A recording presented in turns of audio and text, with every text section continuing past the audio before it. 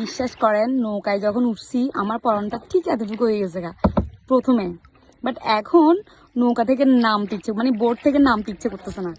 এত ভালো লাগতেছে, চারিদিকে ভিউ, সবুজ গাছপালা, পানিগুলো এত স্বচ্ছ, এত ঠান্ডা, মনে হচ্ছে নৌকার ভিতর থেকে যায়। আমাকে দেখে আমার বাচ্চাগুলো কান্না করা শুরু করে দিছে, আর না পারতো ওদেরকেও ওর বাবা নিয়ে বোটিং করতেছে। বাবা বাবা, আসলে মজা জিনিসটা না সবাই করতে চায়। সো আজকে মানে কি বলবো, অনেক দিনের একটা শখ পূরণ হয়েছে, তাও আমার বোনের জন্য।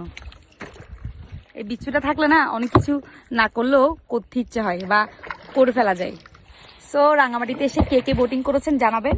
আর আজকের দিনের তো চিল,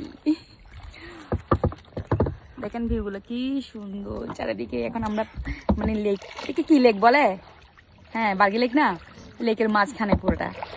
মানে প্রথম প্রথম এত ভয় পাইছি, এখন তো নামতে ইচ্ছে করছে না।